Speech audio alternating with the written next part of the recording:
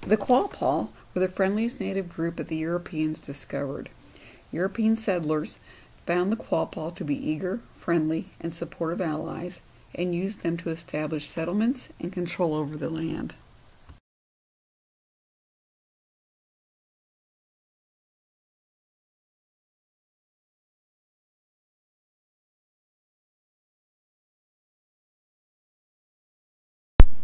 Scholars believe they grew out of the Dahiga Sioux Nation. They relate to the Kansas, Omaha, Osage, and Pawcus as cousins. They lived east of the Mississippi near the ocean in the distant past, and ended up in more recent history in the Ohio River Valley. When the Sioux migrated westward, there the Quapaw alone chose to go downstream, while their cousins all went upstream. As a result, they call them the downstream people, which is Ogapaw, which became the more familiar Quapaw.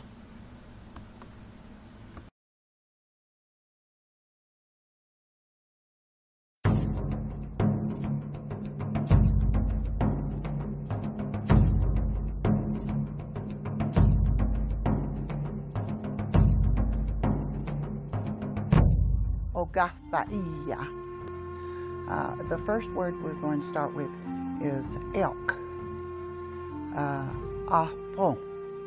Afon. The next word is cow. A word for cow. Deska. Deska. And we finally obtained horses, and there was no word for horse until that time in the Quapaw language, and so the word that they derived was big dog that you sit on. And so the first part of the word is shunka, shunka, which is dog, and agani, which means sit on. So put the two together and you've got the word for horse. Shungagani, shungagani. The word for bear is wasa, wasa. The deer's name is ta, ta. For buffalo is de, de. For goose you would say mihatunka, mihatunka. And remember I told you tunka means big. Mihatunka then would mean big duck.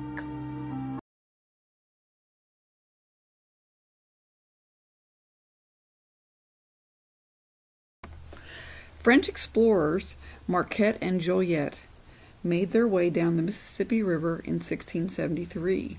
They made contact with the Quapaw people. After this date, they believe the Quapaw migrated west.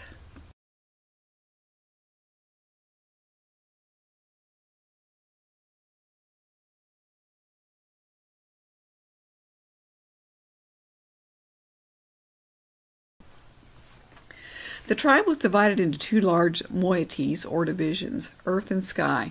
There were 21 clans all together. The two moieties shared responsibility for the Klamath, the sacred pipe that connected the people to the Wakanda, the powerful sacred force that blessed all things with life. The Klamath was also shared with strangers and visitors. Smoking the Klamath and accompanying rituals converted strangers into kin with reciprocal obligations. French explorers were some of the first to witness and participate in the Klamath rituals. Individuals and clans also had their guardian spirit beings.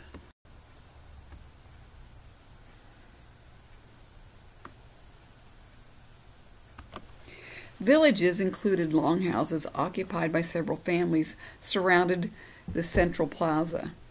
Each village was laid out so that the Sky clans were on the opposite side of the sacred circle from the Earth clans.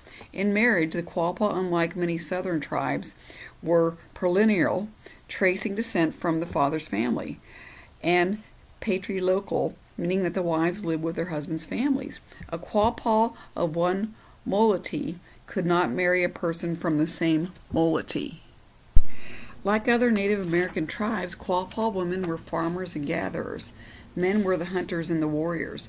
Women farmed extensive fields that included squash, beans, sunflowers, and many other plants and vegetables. Quapaw hunting territory extended along the Arkansas River, past present-day Little Rock, and within the Grand Prairie.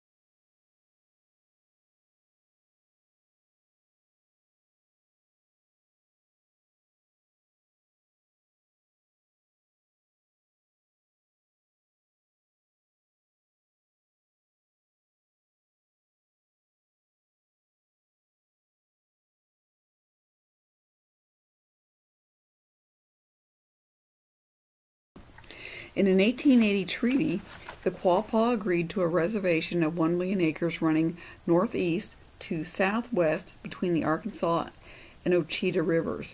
They relinquished their claims to 30 million acres south of the Arkansas. The 1880 treaty was not enough for settlers who coveted valuable Quapaw land. These groups put pressure on the Quapaw, who signed the Treaty of 1824 and ceded their reservation to the United States. The Quapaw moved to Caddo County in early 1826, but they were met with disaster. Flooding destroyed the crops. Starvation had killed 60 people. In 1830, all the Quapaw had returned to Arkansas. The Quapaw signed a treaty of 1833, which they agreed to move in the northeastern corner of Indian Territory. Today, most of the Quapaw Nation resides in northeastern Oklahoma, with tribal headquarters in Quapaw, Oklahoma.